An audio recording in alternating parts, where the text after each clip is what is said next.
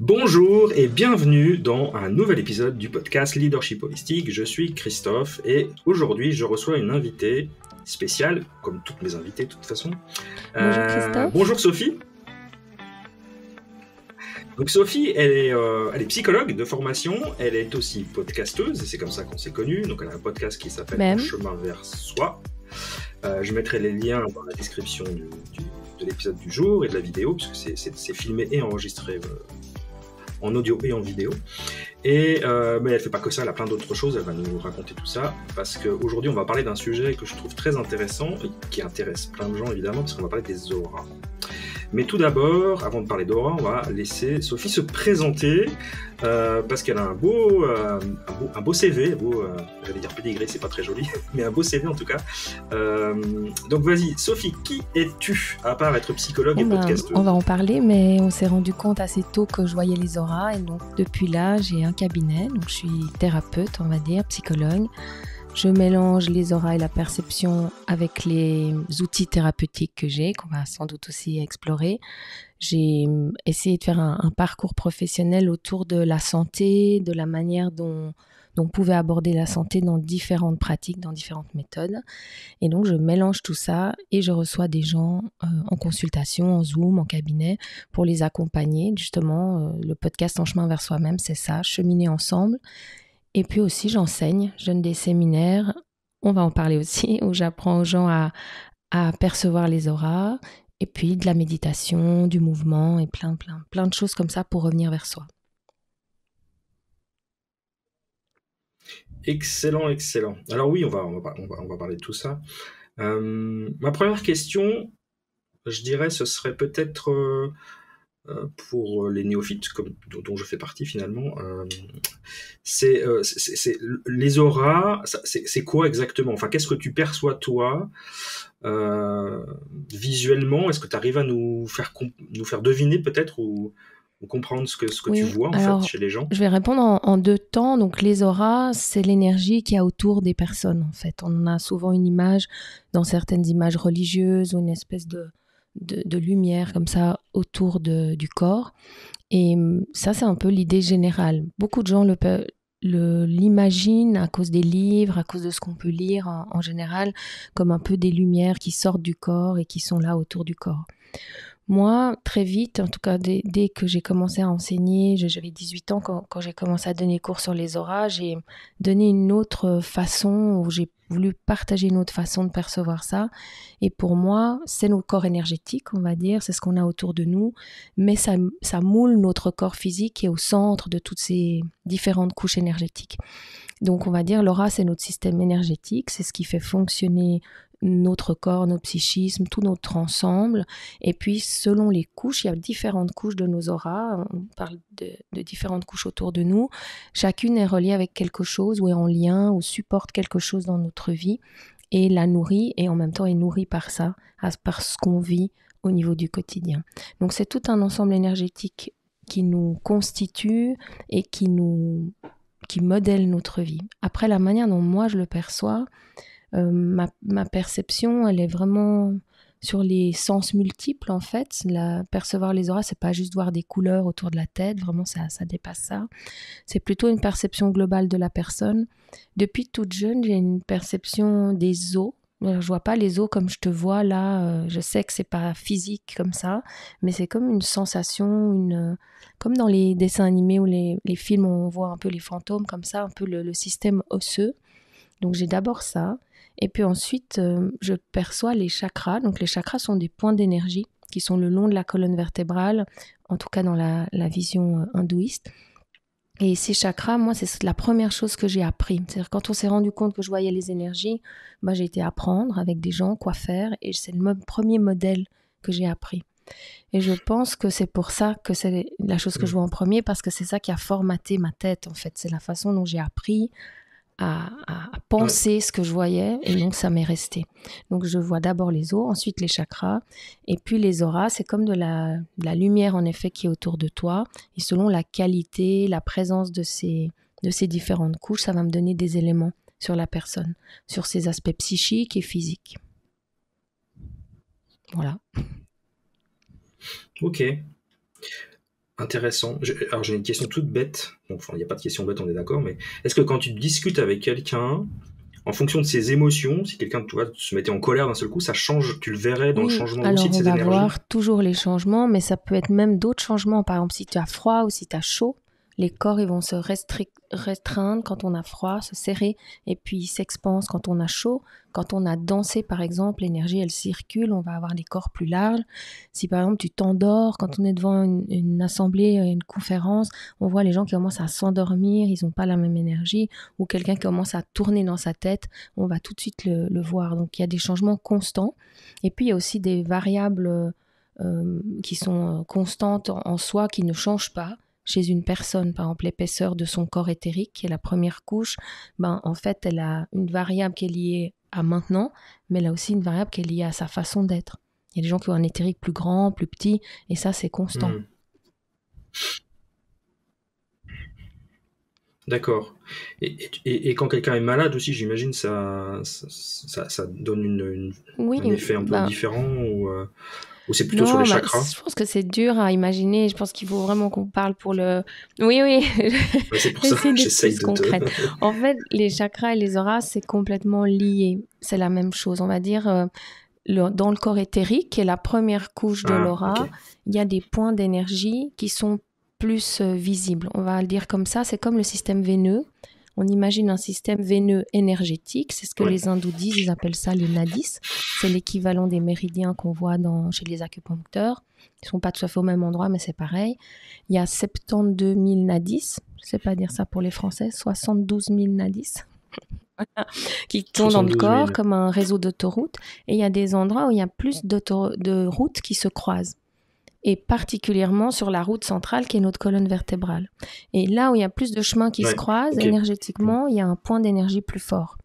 Donc on en a dans le corps à différents endroits, ça s'appelle les marmas, c'est des points secondaires, on en a dans les mains, on en a là dans les clavicules. Mais le long de la colonne vertébrale, c'est vraiment des réseaux autoroutiers énormes qui ont une très grande importance et donc on va appeler chakras. Donc c'est des marmas principaux. Et donc comme des roues le long de la colonne vertébrale, puisque le canal le plus important c'est ce canal central de la colonne vertébrale, ces points-là, ils vont être des points extrêmement importants au niveau physiologique. Par exemple en karaté, il y a un point pour tuer à main nue à chacun de ces endroits. C'est des endroits vitaux, complètement vitaux. Ils sont aussi chacun reliés avec une glande, avec des organes vitaux, avec des fonctions vitales comme l'élimination, comme la digestion. C'est pour ça que nos chakras sont vraiment des points de vitalité extrêmement importants. C'est pour ça qu'on en parle souvent et qu'on les représente souvent au niveau physiologique. Il y a aussi des plexus nerveux à chacun des endroits où il y a ces points, comme le plexus solaire dans l'estomac que tout le monde connaît. Il y a aussi un plexus nerveux, il y a des glandes qui sont associées et des organes vitaux. Donc ça, c'est pour les chakras. Et donc l'aura, le corps éthérique est notre corps de vitalité. Il est nourri par ce réseau un peu autoroutier de vitalité qui va nourrir par chacune de nos parties.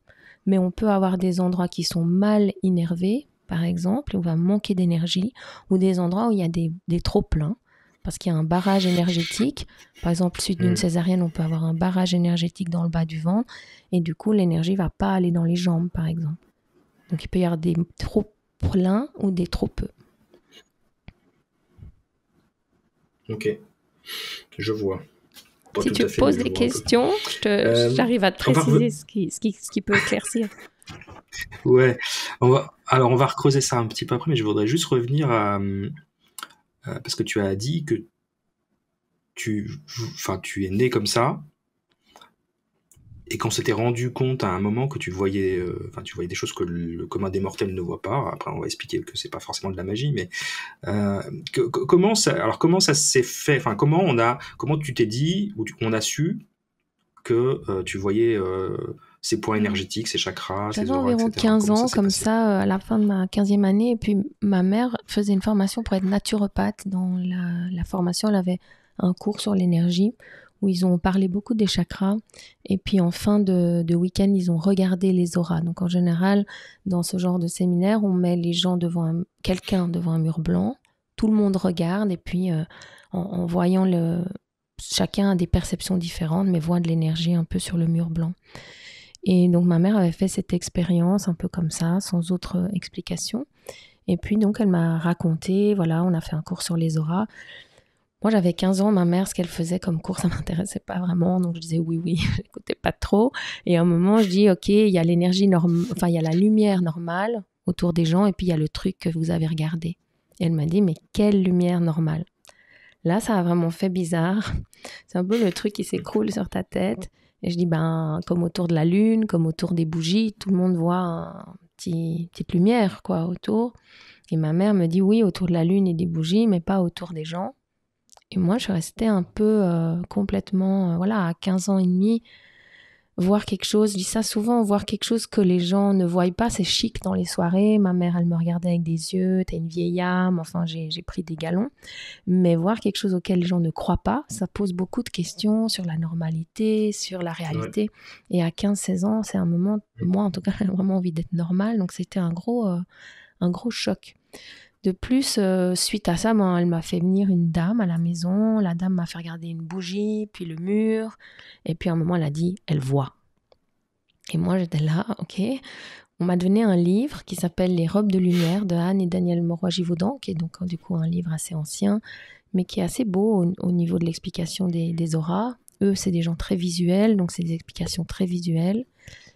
Et puis voilà, j'ai ouvert ce livre au hasard et dedans, j'ai lu, on peut voir 3 jours avant dans l'aura des gens quand ils vont être malades ou quand ils vont mourir. Et moi, j'ai dit à ma mère, mais je veux pas avoir ça. C'est exclu en fait. Et ma mère, à cette époque, elle recevait des vieilles personnes avec des ulcères variqueux aux jambes, elle leur faisait des massages des pieds. Moi, je me suis dit, je veux pas faire ce métier. Donc, ma grande phrase à 16 ans, c'était, si je veux être vendeuse, caissière de supermarché, je serai caissière de supermarché. C'est pas Dieu qui va décider ce que je fais. J'avais la révolte. Et là, j'ai commencé à avoir la rébellion. La rebelle. Je ferai ce que je veux. Et j'ai commencé à avoir beaucoup de perceptions, du coup désagréables. C'est pour ça qu'après, j'ai à la fois aidé des gens à avoir des perceptions, mais aussi aidé les gens qui en ont à les gérer, à les canaliser et à savoir quoi en faire. Parce qu'à un moment, ça a vraiment été un moment pas facile. Quand j'ai voulu rejeter tout ça, tout s'est amplifié en fait. Oui, parce que finalement, il n'y a pas de bouton, il n'y a pas de switch on-off. Tu vois ce que tu vois comme nous, on voit les choses normales. Pour toi, c'est normal Oui, en fait, je sais qu'il y a des gens qui en ont, des switch on-off. Moi, alors, j'ai vraiment pas ça. Et je me souviens d'une amie qui avait répondu à la question à qui on avait dit, mais ça lui fait pas trop de voir comme ça. Elle avait dit, c'est comme si tout le monde était sourd et que quelqu'un entend les oiseaux et on lui dit, c'est pas trop, ça te fait pas trop. Et j'ai trouvé que c'était une super image. Et souvent, dans les conférences, je dis, c'est comme ton nez, en fait. Je me dis, mais tu vois le nez de tout le monde. Tous les jours, ça te fait pas trop, tous ces nez? Ben non, en fait, parce que tu t'en occupes pas, parce que, en fait, oui, tout le monde a un nez différent, tout le monde a peut-être des nez de travers ou malades, mais toi, tu vas pas... Voilà, tu vois des nez toute la journée, ça te fait pas trop, ben c'est la même chose, en fait. Moi, j'ai jamais vu sans ces aspects-là, et ça me fait jamais trop, non? Ouais, je comprends, parce que de toute façon, t'es né comme ça, t'as toujours vu.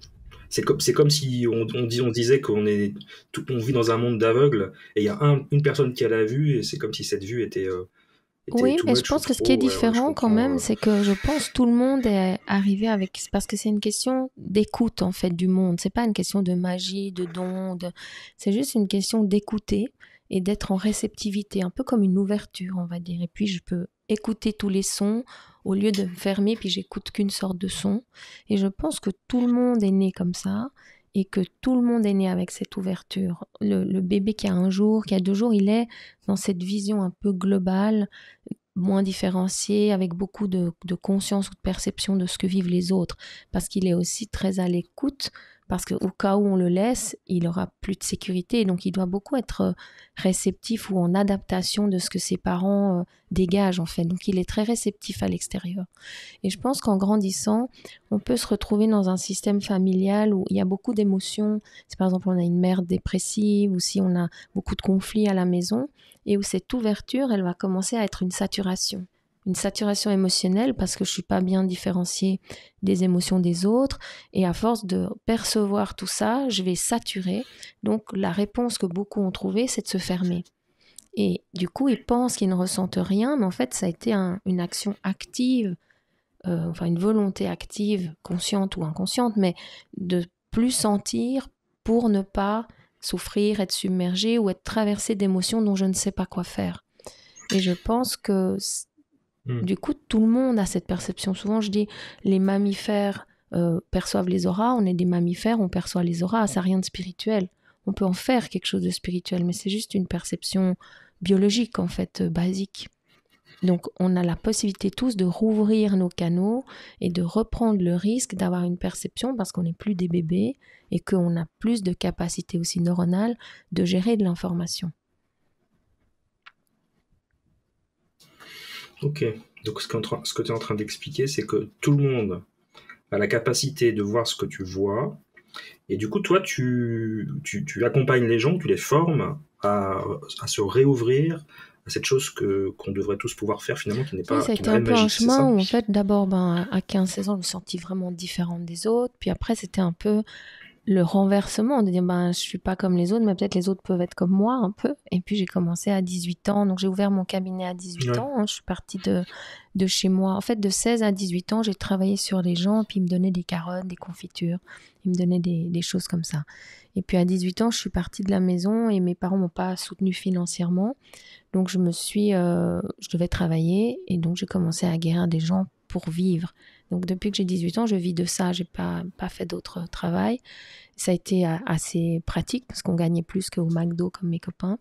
Et puis c'est une expérience humaine, quoi. C'était vraiment très riche en faisant la psychologie de consulter. En même temps, à 40 ans, je me suis rendu compte que consulter avec des adultes à 18 ans, c'est particulier en fait, parce qu'on est mêlé à des choses qu'on n'a même pas vécues soi. Mais ça, je l'ai compris que plus tard en fait. Et donc, cette possibilité de pratiquer, je ne sais plus pourquoi je te parle de ça, du cabinet, mais c'est par rapport à mon cheminement, je crois. Qu'est-ce que tu m'as demandé ? Oui, par rapport au fait que tu enseignes aux gens à redécouvrir le fait qu'on peut tous voir les auras. Et donc, quand j'ai commencé à vivre de ça à 18 ans, les gens me disaient « Mais comment tu fais ? Mais montre-nous » Et quand j'ai fini l'université, je ne me voyais pas du tout travailler en institution, en psychologie. Donc, mon pas suivant, ça a été de commencer à l'enseigner. Et donc, je dois voir la réalité en face, c'est que les gens ne perçoivent pas exactement comme je perçois, mais les gens récupèrent leur canal perceptif. Donc, on ne va pas parler de voir, mais de percevoir. Ça peut être visuel, auditif, kinesthésique, donc par une sensation physique. Ça peut être tactile. Et ça peut même être, je ne sais pas comment l'appeler, mais moi j'ai ça. Je vais voir la personne et c'est comme si j'avais lu sa biographie hier. Je me rappelle de choses par rapport à elle, comme si je l'avais lu, mais je ne peux pas dire ça vient d'une image ou ça vient d'une vision que j'aurais. On peut avoir des visions les yeux ouverts, autour de la personne, la lumière, ou les yeux fermés, son enfant intérieur, une partie d'elle. Donc c'est très vaste en fait, la façon dont on peut percevoir l'autre. C'est comme si j'ouvre mes canaux, je vais recevoir l'autre comme il est, et je vais avoir des impressions visuelles, tactiles, auditives, ainsi de suite. Donc l'idée en premier, c'est que les gens puissent récupérer la capacité de ressentir, réouvrir en sécurité un canal sans avoir peur d'être submergé, puis qu'ensuite qu'ils puissent découvrir mais quel est mon canal le plus facile. Parce que moi je suis un peu flemmarde, donc je propose de faire ce qui est le plus facile en premier. Donc d'abord trouver mais quel est mon canal le plus accessible, le plus facile. Est-ce que je suis auditif, kinesthésique, visuel ? Pas au niveau cognitif comme on le voit en PNL, mais au niveau perceptif, c'est pas forcément le même canal. Et puis de là, je vais développer le canal le plus facile pour moi. Donc moi je personnalise les exercices que tout le monde fait, mais je vais vers chacun et les gens vont peu à peu trouver leur façon de travailler. L'idée c'est pas que tout le monde travaille pareil, mais c'est de trouver sa propre façon pour après le mélanger avec les outils que les gens ont déjà. Et pour l'instant, depuis que moi j'ai commencé en 97 à enseigner la perception des auras, tout le monde a vu et perçu pendant le séminaire. Ça marche toujours. Ça marche après, comme il y a les gens qui sont plus kinesthésiques ou tactiles, et sincèrement, c'est 70%, 70% des gens, ils sont plus tactiles ou kinesthésiques.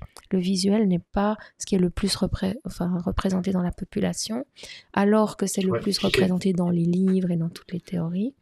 En fait, les gens, ils vont pas forcément voir comme dans les livres quand ils rentrent, mais ils vont développer leur canal et puis peu à peu accepter aussi. C'est-à-dire de dire, maintenant, je vais pas avoir plein de couleurs autour de la tête des gens, c'est pas le but. Et ça, ce serait trop si je vivais comme ça. C'est pas ça qu'on recherche, en fait. Ok. Mais donc kinesthétique, ils vont percevoir en touchant. Ça, c'est tactile. Donc, tactilement, ton éthérique, il a une quinzaine de centimètres. Le mien, elle est là. On peut toucher et puis on va avoir des... Voilà, on touche. Donc, la personne est couchée puis on touche au-dessus. Et puis, on va voir des paramètres. Donc, le premier paramètre, c'est la réaction à la palpation. Quand je touche, ça peut faire twing, twing ou ça peut faire tung. Si ça fait tung, que c'est trop dur, c'est quelqu'un qui est très fermé. L'éthérique de qualité, ça fait wou, comme ça, comme un peu un ballon de baudruche. Et donc, cette première réaction à la palpation, ça me donne une information sur le caractère de la personne. Quelqu'un qui est très tung, où vraiment ça fait comme du bois, ça va être quelqu'un, par exemple un patient, où je ne vais pas pouvoir lui dire directement les choses. Je vais devoir un peu faire des circonvolutions pour qu'il ait l'impression de trouver les choses par lui-même, parce qu'il ne va pas laisser entrer quelque chose d'extérieur. Donc, ça me donne des informations. Ensuite, il y a la densité à l'intérieur du corps éthérique. Est-ce que c'est comme du plomb? Est-ce que c'est comme du sagex? Est-ce que c'est comme un marshmallow? Ça va donner de l'information. Et puis, il y a la distance aussi, et ainsi de suite. Donc, il y a une douzaine de paramètres qu'on explore avec la main. Kinesthésique, c'est des gens qui sentent dans leur corps, c'est-à-dire qu'ils ont des sensations corporelles, donc kinesthésiques, qu'ils ont à l'intérieur d'eux, mais qui viennent du patient, ou qui a une résonance avec le patient. Donc, par exemple, j'ai mal au ventre, ou alors j'ai une tension dans l'estomac, ou alors je vais avoir des maux de tête pendant que je fais le traitement, qui va me donner de l'information de quelque chose qui ne m'appartient pas. Donc on ressent en fait ou des sensations liées ou en résonance avec la tension de l'autre. Ce qui a prêté pas mal à confusion. Quand on lit des livres, là j'ai un livre de 1723 sur le magnétisme, il y a beaucoup l'idée, et c'est encore assez présent dans la vision des magnétiseurs, qu'on va prendre le mal. Pour moi, il n'y a pas d'énergie négative ou positive. L'énergie, soit elle circule, c'est positif, soit elle circule pas, c'est pas positif. Ça veut dire c'est comme si je fais un glaçon avec de l'eau. Mon glaçon, il est givré, ça circule pas. Mais si je fais fondre l'eau, tu peux la boire en fait. Elle n'est pas devenue négative. C'est la même chose. L'énergie qui est dans notre corps, elle est neutre. Elle va créer des problèmes quand elle se bloque et elle va être bonne pour moi quand elle circule. Donc si j'ai par exemple un blocage à la gorge, moi ma gorge elle est sensible, et que je fais un traitement à quelqu'un, l'énergie qui circule pendant que je fais le traitement va aller taper dans mes propres blocages. Donc en tant que thérapeute, j'ai un peu l'obligation d'être assez libre, assez en circulation, pour ne pas prendre des symptômes. Mais en fait, c'est pas prendre les symptômes de l'autre parce que c'est une énergie négative, c'est que l'énergie qui circule quand je fais le traitement ne tape pas dans les choses non réglées à l'intérieur de moi. Mais c'est sûr que si ma gorge est sensible, quand j'ai des patients qui ont des problèmes de gorge, je vais plus résonner. Il y a une résonance comme 2 cordes de violon qui va se faire des blocages qui ressemblent aux miens. Ok, alors est-ce qu'on pourrait dire que c'est une forme d'empathie, mais décuplée en fait, parce qu'on ressent plusieurs choses. L'empathie, c'est un peu, finalement, c'est le niveau 0 ou 1 de ce que tu décris. Et empathie et écoute, je pense que c'est pareil en fait, c'est d'oser s'ouvrir au monde, d'oser être dans l'écoute de l'autre, et oui, alors on pourrait dire ça, vraiment. Ah ouais, c'est intéressant. Parce que ça, c'est communément accepté, qu'il y a des gens qui ont de l'empathie et d'autres pas, et on sait très bien que c'est quelque chose qui se travaille. Donc on pourrait imaginer que ce serait un premier niveau vers le déblocage. Oui, il y a 2 choses qui me viennent. Il y en a une, c'est que j'ai l'impression qu'il y a des gens qui ont des perceptions. Moi, je me rappelle, j'avais été chez un astrologue qui m'avait dit « mais vos perceptions viennent de votre père ». Et mon père, c'est vraiment un homme d'affaires, assez froid. Il n'est pas vraiment dans... Enfin voilà, il cherche pas à avoir un développement émotionnel, mais il a toujours, dans toute sa carrière, toujours un peu touché au bon endroit, trouvé les failles des gens. Très vite, il sent ce qu'il y a à faire, on va dire. Il est très... il écoute beaucoup, en fait. Lui, il parlera jamais d'intuition. Et dans ce sens, j'ai l'impression qu'on peut quand même avoir des perceptions sans développer une empathie. C'est-à-dire qu'on peut avoir une espèce d'écoute et puis on va l'utiliser pour blesser plutôt, ou pour toucher plutôt que pour soigner. Donc, je me demande, mais à contrario, je vais dire 2 choses différentes, mais quand on montre aux gens pour percevoir les auras, les gens développent de l'empathie. Parce qu'en fait, au début, je trouve que quelqu'un est par exemple méchant, mais quand je vais ressentir son énergie, je vais voir qu'il est blessé.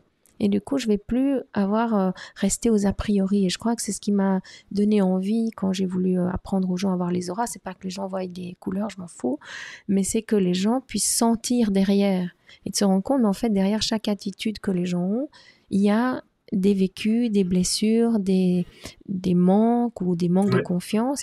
Et du coup, quand tu vois plus large, tu vois derrière les apparences, tu vois plus loin, alors tu développes une écoute empathique du monde. Donc, apprendre à percevoir les auras rend plus empathique. Ouais, ok, intéressant. Ouais, je trouve bien, j'aime bien ça. Excellent. Et du coup, la question suivante qui me vient, c'est, tu vois des choses, mais est-ce que tu sais les réparer, ou est-ce que tu utilises d'autres outils pour... Parce que tu dis que tu fais de la thérapie, mais cette thérapie, elle consiste en quoi? C'est purement des outils psy, ou il y a d'autres choses que tu fais parce que tu vois des choses que les autres ne voient pas et que tu arrives peut-être à faire des échanges d'énergie pour répondre en 2 temps. réparer. Donc, par exemple, quand on apprend à percevoir l'énergie, on apprend aussi des techniques pour la rééquilibrer. Par exemple, dans les séminaires, on a un séminaire par corps, éthérique, astral, mental, causal. Et puis, dans chacun des corps, on apprend des techniques liées à cette couche-là, les déséquilibres qu'elle peut avoir, comment les rééquilibrer. On apprend beaucoup de techniques avec les mains, mais aussi visuelles et aussi par d'autres façons. Ça peut être amener la personne en relaxation, comme ça. Donc, il y a une façon de guérir ou d'équilibrer énergétiquement chaque couche, et il y a des significations aussi au déséquilibre. Et puis, l'éthérique peut être décalé, par exemple, alors que les autres ne couchent pas. Donc, il y a aussi des particularités dans leurs symptômes. Pour ce qui est de moi, par contre, c'est différent parce que quand je me suis retrouvée avec cette perception des auras, au début, je faisais purement de la guérison. C'est-à-dire que les gens venaient, je guérissais leur chakra ou je faisais un équilibrage de leur aura, puis ils partaient. Mais moi, là, j'avais 17 ans, 18 ans, j'ai fait psychologie, donc j'ai acquis des outils psychogénéalogiques, des outils liés à la thérapie, au choc, enfin à la gestion des traumas. Donc j'utilise en fait tout ça et j'ai un aspect de psychothérapie dans mon approche avec les gens, aussi par la parole. Il y a aussi des gens qui viennent dans mon cabinet, savent même pas que je vois les auras. Donc j'utilise tous ces outils-là.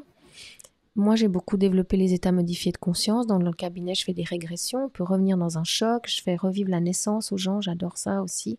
Quand les gens ont des problématiques, par exemple, autour du premier chakra, de l'ancrage, et puis l'éthérique qui n'est pas très dense, parce que le premier chakra qui est lié à l'ancrage est souvent lié à l'éthérique, qui a à voir avec l'incarnation, la personnalité. On peut revivre sa propre naissance, par exemple, en état modifié de conscience. Ça va nous permettre de nous incarner différemment. Donc, moi, j'utilise tous ces outils en fonction de ce que j'ai perçu. Je propose aux gens, ce que vous auriez besoin de développer ou pas. Et après, ça dépend ce que je choisis de faire avec moi. Il y a des gens, ils viennent faire une lecture d'aura 2 heures et on va juste faire un bilan. Ils ont des thérapeutes et leur donnent des clés pour ce qu'ils peuvent travailler, comme tu fais un thème astral. Et puis, il y a des gens qui vraiment font un chemin. Et alors là, on va reprendre ce que j'ai vu et puis on va travailler point par point en fonction de ce qui se passe pour eux. Moi, je mélange aussi avec la méditation. Il y a, selon la couche où il y a des problématiques, il y a d'autres besoins. Peut-être ce que je peux faire, c'est t'expliquer chaque couche en gros ce qu'elle touche, comme ça je peux te dire un peu. Donc, on a notre corps physique, et ça c'est important parce que beaucoup de gens s'intéressent à l'énergie, mais du coup ils n'aiment pas le corps physique, et c'est vraiment dommage parce que c'est là que ça se passe. Donc le corps est pour moi une porte pour l'être, et c'est vraiment mon corps et ma vie quotidienne qui va dire comment je vais. Il y a des gens qui viennent, ils disent comment vous trouvez que je vais, du genre regarde mon aura, dis-moi comment je vais. Moi, je leur dis toujours, tu sais comment tu vas quand tu te lèves le matin. T'es bien, t'es pas bien, t'es heureux, ça c'est toi qui le sais, c'est pas les thérapeutes. Et j'encourage à pas écouter des thérapeutes qui vous disent des choses que vous sentez pas ou qui vont vous expliquer comment vous êtes alors que c'est vous en fait. Ça c'est vraiment important, je trouve, quand il y a de la perception, de garder du discernement. Donc si je vais bien, c'est que je vais bien. Voilà, c'est bête. Et si je vais pas bien, c'est que je vais pas bien et je le sais et alors j'ai besoin d'aide. Donc le corps physique et la vie quotidienne est très importante. Ensuite, la première couche, elle fait 15 cm environ, c'est le corps éthérique. Donc c'est un corps qu'on appelle de vitalité. Il a à voir avec ton identité, ta personnalité. Et puis c'est un filtre entre l'intérieur et l'extérieur. C'est lui qui va décider, entre guillemets, ce qui rentre et ce qui sort. Et donc s'il est trop dense, il laisse rien rentrer, je ne reçois pas ce dont j'ai besoin. Je vais vivre en autarcie, je ne vais pas recevoir de l'énergie. S'il est trop ouvert, je vais être comme une éponge. Beaucoup de gens disent ça. Je vais être complètement submergée par l'extérieur. Et c'est souvent lié à ce que les gens appellent l'hypersensibilité, ou parce que tout va être trop fort pour moi. Donc l'hypersensibilité peut venir d'un manque d'éthérique et peut se soigner, se rééquilibrer en rééquilibrant son éthérique, soit en thérapie, soit par soi-même aussi, avec des autotraitements. Le corps astral, c'est le corps émotionnel. Il a une 40aine de centimètres. C'est un corps qui a à voir avec tous les souvenirs personnels, donc toute ma vie, mon fœtal, les vies passées si je crois aux vies passées, donc les mémoires karmiques, et puis toutes les mémoires psychogénéalogiques de mon histoire en fait. C'est un corps de groupe si on veut, parce qu'il est lié à ma famille aussi, il est lié à toute ma mémoire. C'est comme une grande bibliothèque où il y aurait des tiroirs, ou un grand commode où il y a des tiroirs, et dans chaque tiroir, il y a la mémoire de ce que j'ai vécu. Si tu penses à tous les pique-niques que tu as vécu, celui qui te vient en premier, c'est pas le dernier pique-nique, mais c'est celui qui était le plus choquant. S'il y a un cadavre qui est arrivé sur la nappe, celui-là, tu t'en souviens en premier. Plus il y a du choc, plus il y a de l'émotion, plus je m'en souviens. Donc nos mémoires, elles sont pas rangées dans l'ordre chronologique, elles sont rangées dans l'ordre émotionnel, comme des réseaux. Et du coup, quand on prend un point, on peut tirer sur les autres points et avoir d'autres informations. Et c'est ce corps-là qui est le gardien de toutes ces mémoires-là, qui parle aussi de ma gestion émotionnelle. Donc si j'ai peu d'éthérique, la première couche, et beaucoup d'astral, je vais être de ces gens qui ont beaucoup d'imaginaire, beaucoup d'idées, beaucoup de perceptions, mais qui n'arrivent pas à matérialiser, à concrétiser les choses, puisqu'il n'y a pas de la densité et du concret. Donc j'ai besoin d'avoir un très bon équilibre entre l'astral et l'éthérique. Ensuite, il y a la couche qu'on appelle le corps mental. Moi, je dis que c'est un corps existentiel. C'est là où vraiment, ce serait comme le codage qu'il y a dans l'ADN, l'ADN de la cellule. C'est notre codage énergétique. C'est là où il y a nos codages de base. Donc, c'est vraiment ce que Paulo Coelho appelle la légende personnelle. C'est le fil rouge. Nous, si on se retourne sur nos 50 ans passés, on peut se dire quel a été le fil rouge dans ma vie. Qu'est-ce qui a été autour de tout ça? Et ça, c'est vraiment ce corps-là. Donc, il n'est pas émotionnel, il est hors de la dualité, il est plutôt comme ça. C'est comme tu dis, 2 et 2 font 4. Est-ce que c'est triste ou gai? C'est rien, c'est comme ça. C'est ce corps-là, en fait, où les choses, elles sont comme elles sont, où on a sorti de l'émotionnel de l'astral et on a une connexion avec ce qu'on est vraiment. Le début du lien avec notre légende personnelle, avec notre être. Et la dernière couche, c'est la couche spirituelle. Donc c'est le lien qu'on a à la totalité, la conscience qu'on est reliés les uns avec les autres, et puis qu'on est peut-être guidé ou entouré et qu'on est connecté à quelque chose. Voilà, ça c'est les couches principales, et chacune peut avoir d'autres déséquilibres ou d'autres problématiques. Alors ce qui est intéressant, c'est que le mental n'est pas là où on pourrait le croire. Parce qu'on pourrait croire que le mental, c'est le premier, voire il est dedans. Mais en fait, c'est une confusion de nom. Excuse, mais ça, c'est une confusion du nom. Ouais. Parce qu'en fait, on l'a appelé corps mental. Je ne sais pas en sanskrit comment c'est, mais on ne devrait pas l'appeler comme ça. Ce n'est pas le mental, et c'est une bonne remarque. Tu sais pas le mental qui est réfléchi. Celui-là, ce serait mon chakra jaune qui est dans mon estomac. Donc, c'est bien, bien plus bas.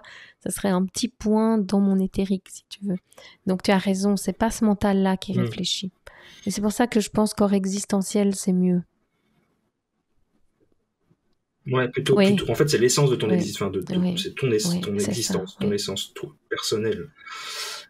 Et puis la deuxième remarque, c'est j'adore, c'est quand tu dis le corps éthérique, s'il est dur, c'est qu'il n'y a rien qui rentre. C'est vraiment l'image de l'armure. Je reviens à ce truc de l'armure parce que c'est moi j'en parle dans mon podcast, c'est le premier livre de développement personnel que j'ai lu qui s'appelait Le Chevalier à l'armure rouillée. Et cette idée d'armure, finalement, c'est pas un truc. Il y a une vraie substance derrière. C'est quand on se crée vraiment une armure, si on veut s'empêcher de ressentir quoi que ce soit. Et c'est vraiment ça. Je ne sais pas si tu m'autorises une petite parenthèse embryologique. J'adore l'embryologie, mais on a tous été un œuf fécondé, donc au moment où il y avait ces multicellules qu'on appelle l'amourola comme ça, et puis cet œuf il doit passer de la trompe de Fallope dans l'utérus pour pouvoir nidifier, on appelle ça, donc rentrer dans les muqueuses pour devenir vivant en fait, faire son système sanguin. Et donc on a tous été cet œuf qui est descendu les trompes de Fallope, et là on dit que l'équivalent de ce saut, de la trompe de Fallope dans l'utérus, c'est 40 étages. C'est un saut de 40 étages qu'on a tous fait. Et quand l'œuf arrive en bas, avant, il est dans une petite croûte dure comme une noix. Et il rentre dans la muqueuse de l'utérus et il doit faire des systèmes veineux pour aller jusqu'aux veines de la mère pour commencer à fonctionner avec le fonctionnement de la mère et plus avec ce petit sac qu'il avait avant avec un peu de nourriture jusque-là. Donc on a tous été capables d'arrêter de se défendre, d'ouvrir notre coque pour oser se mélanger et avoir ce système-là. Donc on sait tous le faire, on a tous eu cette capacité de prendre ce risque après avoir sauté 40 étages, de s'ouvrir en fait. Et c'est parce qu'on l'a fait qu'on a vécu, parce que ça peut faire une fausse couche si je ne le fais pas. Donc cette capacité à arrêter d'être dans une armure, elle est fondamentale à notre existence. On a tous dû le faire. On sait tous le faire. Ouais, on sait tous le faire. Mais souvent, il faut, pour certains, en tout cas moi, c'était mon cas, il faut que l'univers soit un peu persistant et nous mettre dans des situations très inconfortables pour qu'on fasse péter tout ça. Mais bon, voilà, c'est comme ça. Au moins, on apprend. Alors, c'est intéressant, je trouve, vraiment de remonter jusqu'à la conception, je vais y arriver, pour dire qu'on a déjà fait quelque chose de similaire. Parfait. Écoute, maintenant, j'aimerais bien qu'on parle un peu de... Alors, merci pour tout ça, c'est passionnant. Est-ce qu'on parle un petit peu de ton podcast ? Parce que c'est comme ça qu'on s'est connus, finalement. On va changer un peu de sujet. Je raconte un peu la petite histoire. Parce que, voilà, Sophie, elle est genevoise. Moi, j'habite juste à côté, en côté France, en France voisine. Et on s'est connus à Punta Cana. Donc c'est pas tout à fait, on s'est pas croisés à Genève par hasard, pas du tout.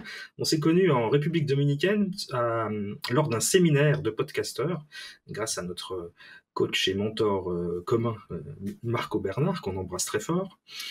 Et donc ça c'est rigolo parce que la première fois qu'on s'est vu, c'était au soleil sur une plage. Et voilà, je trouve ça très rigolo comme rencontre. Et du coup, tu as un podcast qui s'appelle En chemin vers soi, donc j'aimerais un peu que peut-être que tu le présentes ou que tu expliques. C'est quoi la démarche en fait que tu as eu derrière cette exposition auditive ou audio? Oui, c'est En chemin vers soi-même. Et en fait, je l'ai commencé le 27 janvier l'année passée, donc ça fait une année. Là, je suis un peu dans la saison 2. En fait, il y a 2 objectifs que j'avais là-dedans. En fait, j'aurais aimé faire 2 podcasts, mais je les ai mis ensemble. Je fais tous les lundis une méditation en ligne, en fait, un moment gratuit comme ça, d'une demi-heure pour les gens, à 20h tous les lundis. Et j'avais envie que les gens, je mets cette méditation sur Facebook et elle reste là, mais c'est pas ouvert aux gens qui sont pas sur Facebook. Donc du coup, comme j'ai pas mal de personnes dans mon écosystème qui ne le sont pas, j'ai voulu rendre accessible un peu à tous de la méditation parce que j'ai envie de montrer que ça peut être simple et donc, les jeudis sur le podcast, ou les vendredis maintenant, je ne sais plus, il y a une méditation chaque semaine. Donc, c'est juste un quart d'heure. Au début, je parle un tout petit peu, et puis les gens, après, peuvent faire leur méditation, ils peuvent la faire et la refaire. Et c'était une façon de rendre ça accessible. Les gens ont ça dans leur téléphone. Et c'était le premier élan de dire, mais ça, tout le monde va avoir accès facilement sur toutes les plateformes et gratuitement. Et puis, comme j'ai exploré un peu ce qui était possible, je me suis dit, mais il y a beaucoup d'autres choses possibles. Donc j'ai eu envie, est-ce que c'est juste ou pas, je ne sais pas, mais de ne pas parler des auras dans le podcast parce que je me disais, il y a une connotation, moi j'ai vraiment envie de passer une vision du monde, une façon de fonctionner, mais qui bien sûr, si on connaît les auras ou si on me connaît avec les auras, est tout à fait liée à ça, parce que cette façon de voir le monde, de fonctionner, elle est liée à mes perceptions. Mais j'ai voulu donner des petits tips ou des petites choses pour ça aux gens par rapport à la vie quotidienne. Donc ça parle de tout, dans l'idée de se rapprocher de soi. Ça parle parfois de couple, parfois de soi-même, de confiance, d'une façon de fonctionner, de choses du quotidien, mais des petits trucs comme ça pour vivre un peu une spiritualité ou plus de conscience. En fait, j'avais mis un sous-titre « Vivre en conscience ». Il y a quelque chose que j'explique en général, je vais essayer au-dessus de mon micro, mais il y a ce que je suis comme ça c'est ce que je suis, et puis il y a ce que je vis. Et entre ce que je suis et ce que je vis, il peut y avoir un déséquilibre qui se fait. C'est-à-dire qu'en fait, mon essence est d'une certaine manière, mais je m'impose pour des raisons qui peuvent être éducatives, culturelles, des croyances, et une vie qui ne me correspond pas, ou par habitude. Et comment je peux revenir vers moi-même? Et c'est ça l'histoire de En chemin vers soi-même, c'est de se dire en fait, l'idée c'est pas de changer, on n'est pas mauvais et on doit se rouvrir ceci, ça, être plus ci, être moins ça, comme on nous le dit tout le temps, un peu à l'américaine, mais on est déjà tout ce qu'on doit être en fait, ce que l'on est, et on s'est perdu un petit peu en chemin, et comment on peut revenir pour se rappeler qui on est vraiment. Et je pense qu'en thérapie, c'est aussi ça que je fais, comme si je me rappelle pour la personne de qui elle est, et comment je peux laisser ce qui n'est pas moi d'une certaine manière, revenir à ce que je suis. Mais ça peut être dans tous les domaines de ma vie, simplement en enlevant des choses, pas forcément en rajoutant ou en faisant mieux, mais en arrêtant de faire autre chose que ce qui est juste pour moi. Est-ce que ça serait juste de dire de retrouver son enfant intérieur, ça peut, quelque chose comme ça ou... Parce que quand on est enfant, on est qui on est en fait, il n'y a pas de filtre encore. Oui et non, c'est juste par rapport à la pureté, par rapport à peut-être moins essayer de plaire ou d'être trop formaté, bien que ça vient quand même très vite, enfant, petit. Mais ce qu'on pourrait dire, il y a quelque chose que j'aime bien mettre comme nuance, c'est revenir à cette spontanéité de l'enfant, cette foi en soi. L'enfant à 2 ans, 3 ans, il dit j'ai confiance en moi, je suis fantastique. Revenir à cette capacité, mais avec la conscience d'un adulte. Parce qu'en fait, l'enfant, comme dans son corps aussi, on veut revenir à la même fluidité corporelle que l'enfant, mais avec une maîtrise du corps. Parce que l'enfant, il n'arrive pas à maîtriser son corps, ça l'énerve. Donc en fait, c'est retrouver la souplesse du bébé, la fluidité physiquement et psychiquement, avec la maturité de l'adulte qui a des idées, qui peut aller dans une direction, qui peut fonctionner dans le monde. C'est pas devenir quelqu'un qui fait ce que je veux quand je veux. Si tu me donnes pas mes chewing-gums, je me roule par terre. Mais c'est quelqu'un qui peut dire je fais ce que je veux quand je veux, mais je vais le faire d'une manière adulte dans un monde adulte. Donc c'est retrouver cette fraîcheur de l'enfant, cette connexion avec mon âme et la foi de pouvoir à chaque moment être juste avec moi-même. Et dans un écosystème que je respecte, en respect de l'écosystème aussi. Et c'est pas si simple, c'est facile à dire, mais très bien. À faire, c'est autre chose. Non. Alors finalement, on a un peu le même objectif, sauf qu'on n'a pas du tout le même parcours, ni la même... on n'a pas pris le même chemin, mais à la fin, finalement, on revient un peu à ça. Oui, c'est pour ça qu'on s'est rencontrés comme ça. Je pense, moi, j'aime beaucoup ce que tu fais et je pense que c'est très proche, en fait. On a aussi quelque chose de commun qui se voit mieux chez toi que chez moi, mais ce côté un peu terre-à-terre, justement, un peu concret. Moi, c'est vrai que par rapport à, on va dire, mon milieu, ou les gens qui ont des perceptions, ou les médiums, je fonctionne très différemment. C'est très concret. Les choses que je propose sont, dans le podcast, c'est des choses assez concrètes, du quotidien, voilà, c'est pas quelque chose... C'est rejoindre, en fait, une vie quotidienne concrète avec une vision vaste, spirituelle, où on a conscience d'une totalité, mais fonctionnellement, quoi. Oui, puis ce que je trouve intéressant, on peut revenir aux auras, mais c'est le sujet, c'est de dire que tout ça n'a rien de magique, en fait. On est des êtres, on est tous des êtres spirituels, mais ancrés, on est sur Terre, ça, il n'y a pas le choix. On est là où on est, sur cette petite boule qui vogue dans l'univers. Mais cette idée de revenir à soi, de découvrir qui on est vraiment, quelle que soit la façon de le faire et d'y arriver, on arrive au même résultat. Je trouve ça très intéressant. On peut dire, que notre âme, notre corps physique, c'est un petit point dans notre âme. Et c'est pas notre âme qui est un petit point dans notre corps physique. On peut dire que c'est notre âme, c'est un petit point à l'intérieur de notre... Non, notre corps physique, c'est un petit point dans notre âme. C'est pas notre âme qui est un petit point dans notre corps physique, comme on nous a souvent dit. Ouais. Pour ceux qui pensent qu'ils n'ont pas d'âme, c'est encore pire, parce que là, du coup, il n'y a pas de point du tout, mais c'est encore un autre débat. Mais non, je trouve intéressant, mais le côté... Alors, oui, là, ce que je voulais dire, c'était le côté rationnel, parce que moi, je suis ingénieur, alors évidemment, mon côté rationnel, il est super important. Alors, je sais que c'est parce que j'ai besoin de me rassurer, mais... et puis, alors, l'idée n'est pas de raconter mon histoire aujourd'hui, mais je fais juste un petit parallèle qui est qui m'a fait tilt quand tu as raconté ton histoire tout à l'heure. sur le fait que tu avais j'allais dire don, mais tu vois, j'ai encore dit une connerie, mais enfin, que tu voyais des auras, les chakras, etc. Ce qui n'est pas le cas de tout le monde à la naissance, en tout cas. Même si la capacité est là, tout le monde ne le développe pas, en tout cas, ou ne vit pas avec comme toi. Et que tu as eu cette période de ta vie entre 16 et 18 ans où t'étais un peu paumé, du coup, un peu dans le rejet de tout ça, parce que tu voulais pas reproduire ce que faisait ta maman en termes de profession. Et moi, ça, je l'ai réalisé il y a pas très longtemps non plus. C'est que moi, j'avais une arrière-grand-mère qui était voyante et qui tirait les cartes et qui passait ses journées dans sa cuisine. Donc, on habitait dans le même immeuble et j'étais tout le temps chez mes arrière-grands-parents. J'ai passé beaucoup de temps avec eux. J'ai eu la joie de les connaître jusqu'à mes 20 ans. Donc, c'était un vrai plaisir. Mais voilà, je voyais des gens défiler dans sa cuisine du matin au soir et leur tirer les cartes. C'est comme ça qu'elle gagnait sa vie. Et moi, je m'étais toujours dit, mais oh là là, jamais je ne ferais ce genre de... Enfin, pour moi, c'est juste pas possible, je veux pas tomber là-dedans. Et je sais pas pourquoi j'avais cette peur. Maintenant, je le sais, parce que je vois bien que je ressens les choses que tout le monde ne ressent pas forcément. En tout cas, voilà, je développe aussi gentiment mon intuition et j'ose même pas encore dire ma médiumnité, parce que ça reste un truc très compliqué pour moi. Mais j'avais ce même ressentiment à l'adolescence mais jamais je ne, enfin, si jamais je devenais médium, je ne voudrais pas tomber dans ces pratiques d'avoir des gens qui viennent me voir, que je leur prédise des choses, j'en sais rien, que je leur dise des choses ou que je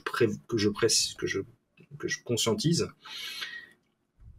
Et donc du coup, moi j'ai fait le chemin. Alors toi, t'as quand même utilisé ça dans ton cabinet assez rapidement. Moi, j'ai juste tout bloqué et j'ai été faire ingénieur, quoi. Surtout le truc opposé à tout ça. C'est un monde complètement différent et c'est après la vie qui fait que évidemment, ça te revient toujours en pleine figure à un certain âge.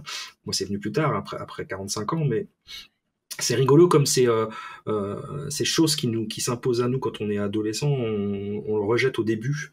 Puis après, il faut un certain temps, en tout cas pour moi, ça a été long, pour réaccepter le fait que peut-être on a une capacité, ou on pourrait développer une capacité un peu familiale, tu vois, un peu génétique ou autre. Donc ça, je trouvais intéressant de raconter ça. Bon, j'arrête de parler de moi. C'est super intéressant, hein. Moi, je trouve ça, c'est vraiment, je pense que c'est très conjoint. Et je trouve que ça peut aussi être intéressant de voir, on peut le faire autrement. Parce que tu dis que vous êtes ta grand-mère. Moi, je vois, par exemple, jamais je fais de prévision. J'ai pas du tout de vision du futur, ou en tout cas, je nourris absolument pas ça. Et ce dont je parle aux gens, c'est de leur passé et comment il a conditionné leur présent. Et puis de leur présent, comment ils peuvent le transformer. Et du coup, ça t'ouvre peut-être la possibilité de dire, ça peut être la même façon de sentir que ma grand-mère, mais je vais en faire autre chose et j'ai le choix de ce que je vais en faire. Il n'y a pas de fatalité ou d'obligation. Je peux choisir la manière dont j'utilise ce que je perçois. On est libre. Ouais, c'est ça, on est libre. Mais il y a une petite peur de l'inconnu, une petite peur du... Ouais, je pense que pendant un moment, j'ai eu peur que ça remette en cause mes valeurs, enfin mon côté ingénieur physicien, carré, rationnel, qui a besoin de tout démontrer, de science pour être sûr que ce que je dis pas des bêtises. Et je continue, hein, je suis encore, ça fait partie de moi. Puis maintenant j'ai compris, je l'accepte aussi très bien. C'est juste qu'à une époque, c'était tellement fort que même un livre de développement personnel, pour moi, c'était pas possible. C'était inconcevable de lire un livre qui parlait de développement personnel. Je parle même pas de spiritualité. Donc autant te dire que je reviens de loin. Mais tu sais, moi, j'ai souvent des doutes sur mes perceptions. Ça étonne même mes proches ou comme ça, mais c'est quelque chose qui me fascine toujours quand je vois quelqu'un. Des fois, dans les salons, on me demande de faire des trucs 5 minutes. Je lis ton aura. Chaque personne, je dis un truc. Et moi, j'aime pas trop faire ça. Mais chaque fois, je suis là, mais ça marche. Et en fait, tout le monde me dit, bah oui, ça marche, tu fais tout le temps ça. Et j'ai gardé un peu, je sais pas pourquoi, mais ça me fascine, en fait. À chaque fois, je me dis, c'est magique ou que ce soit possible. Pas c'est magique le fait, parce que je vois qu'on peut le faire et je veux démystifier ça. Mais c'est beau la vie, quoi. Il y a quelque chose de magique, tout ce qu'on peut faire, toutes les capacités qu'on a. Et moi-même, chaque fois, j'ai besoin d'aller vérifier. Je vais pas tirer des conclusions parce que je le ressens, en fait. J'ai besoin de dire, ah ben oui, tiens, c'est juste pour la personne, ça lui parle. Et quand les gens viennent dans le cabinet, je leur dis, moi, je vais pas deviner des choses, on va marcher ensemble, je vais vous dire ce que je ressens, vous allez me dire ce que ça vous dit, et on va co-créer ensemble quelque chose. L'idée, c'est pas de faire de deviner, quoi, pas du tout. Non, non, voilà, c'est ça. Enfin, puis ça n'a pas grand intérêt, pour être très honnête, parce que, voilà, c'est, l'avenir reste à Oui, puis construire, je pense que c'est il n'est pas important que les écrit, gens décrit. sachent aussi quand ils vont voir des gens qui disent ou qui ont des perceptions, qu'on se laisse pas dire n'importe quoi. Moi, j'ai des gens qui viennent, qui me disent j'ai un trou là dans mon aura. Je leur dis ok, ça vous dérange de quelle manière? Ils me disent ah, je sais pas, on m'a dit.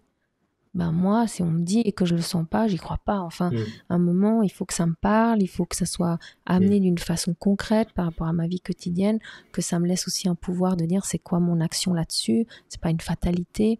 Et je pense que on peut pas nous dire n'importe quoi parce qu'on a des perceptions. C'est important qu'on puisse être ouvert à cet aspect.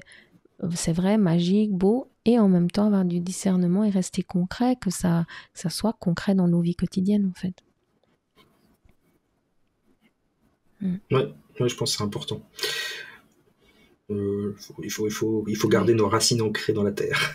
On est d'accord. Il y a un dernier aspect dont on n'a pas trop parlé pour le moment, c'est que tu as dit que tu faisais des séminaires aussi. Est-ce que tu veux nous dire un petit peu en quoi ça consiste et est-ce que c'est quoi l'objectif de ces séminaires? Comment ça fonctionne? Oui, Voilà, je est-ce que fais tu peux nous en parler un différentes petit choses. peu? Donc, il y a le séminaire dont on a parlé qui est les auras percevoir, lire, harmoniser. Où là, c'est sur des week-ends. Il y a un week-end de base qu'on peut faire que celui-ci qui est sur la perception pour trouver quelle est ma perception de ce dont on parlait, mon sens le plus important et ainsi de suite. Pour être aidé aussi si on a déjà des perceptions à les canaliser. Et puis ensuite, il y a un séminaire, enfin un week-end par corps, éthérique, astral, mental, causal, où on apprend les techniques thérapeutiques et tout ça. Okay. Mais quand j'ai commencé à faire le podcast, j'ai aussi créé un cours en ligne l'année passée, enfin en novembre 2022, où là, c'est donc chez soi avec des capsules et puis il y a un webinaire par semaine. Et là, c'est vraiment les auras, voyage à l'intérieur de soi-même. Donc, c'est pas les techniques thérapeutiques, on travaille pas sur les autres, mais on utilise ce voyage dans nos différents corps pour aller explorer chacune de ces dimensions, comment c'est pour nous, qu'est-ce qu'on y vit et qu'est-ce qu'on peut transformer à ce niveau-là. Il y a des techniques d'auto-équilibrage, il y a un petit journal PDF pour traverser les différents exercices. Il y a chaque semaine des exercices et des choses autour des différents corps sur 6 semaines avec un webinaire en live questions-réponses par semaine. Et puis, on a un groupe Facebook comme ça. Tous les jours, je parle un peu aux gens. Et ça, c'est vraiment un voyage initiatique, un peu quelque chose en soi. Et puis, je donne aussi des retraites qui habituellement sont de 4 jours, mais la prochaine qui sera en juillet, elle aura un jour de plus. Elle sera sur la quête du héros, celle de juillet. C'est des retraites en chemin vers soi-même. Il y a un jour par éléments fondamentaux, comme l'ancrage, la verticalité, le cœur et l'espace. Chacune de ces journées, il y a du mouvement, de la méditation, il y a des danses tournantes, il y a ce qu'on appelle du toucher sans intention, c'est habillé sur les tables de massage. Quelqu'un touche l'autre et puis il y a une méditation guidée, c'est pas une thérapie. Et ça, c'est vraiment comme une retraite en fait, où on vient pour quelques jours et puis il y a vraiment un changement de vie, on pose quelque chose, on pose une intention et on change profondément quelque chose. Donc ça, je vais en redonner, j'en donne en Belgique et en Suisse, et la prochaine est en Suisse, à Bogève, proche de la Suisse, en juillet. Exceptionnellement, elle aura un soir de plus que d'habitude. Ça va être une retraite spéciale. D'accord. Ok. Super. Alors, on va mettre les liens de tout ça. Du podcast, la formation sur les auras en ligne, le que 8 tu vas mars. relancer aussi, Oui, il y a un lancement le 8 mars. Ok, pour le mois de mars, donc parfait. Et puis la retraite, question simple, est-ce que pour participer à ta retraite, il y a un prérequis, c'est-à-dire qu'il faut avoir fait d'autres formations? Non, pas du tout, on y va comme ça, il n'y a pas de souci. Après, si on a envie d'essayer de faire les choses avec moi, il y a ces méditations tous les lundis gratuites sur Zoom, il suffit de m'envoyer un mail et puis je vous envoie le lien. Et ça, c'est de 20h à 20h30 tous les lundis. Comme ça, on peut voir si on apprécie, si ça peut être une façon de rentrer en contact. Mais je demande rien avant. Après, il y a des gens qui aiment bien faire une consultation au cabinet ou par Zoom avant pour me connaître. Ça, c'est libre en fait, mais elle est ouverte à tout le monde. Ouais. Et ces retraites, t'en fais alors qu'une fois par an en Suisse et une fois par an enfin, j'en ai refait avant le Covid, je faisais une fois par an en Belgique et là j'en ai fait une et on prévoit de recommencer, mais c'est pas encore installé. Et je la fais une fois par an en Suisse. En général, le week-end de l'Ascension, mais là, exceptionnellement, je donne une retraite d'été à la place. Parfait.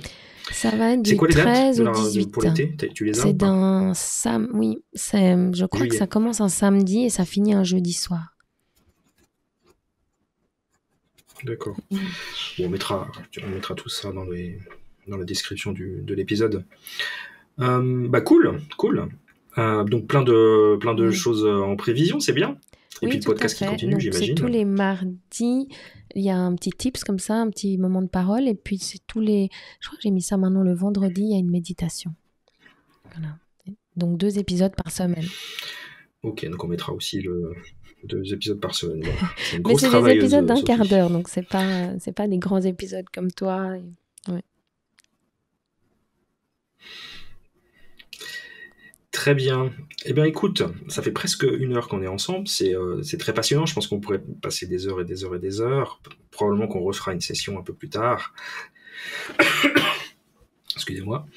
Je voulais juste, avant de conclure, est-ce que toi, tu aurais quelque chose à dire, un message à faire passer à mes auditeurs, je vais y arriver, après cette heure de discussion? Est-ce qu'il y a quelque chose sur lequel dont on n'a pas encore parlé peut-être, ou réinsister sur quelque chose d'important? C'est plutôt quelque chose dont on a parlé, mais c'est cette chose que revenir vers soi-même, c'est vraiment se rappeler qui on est et qu'on est libre en fait, qu'on a la possibilité de se donner les moyens avec le temps dont on a besoin chacun pour créer une vie qui nous correspond vraiment.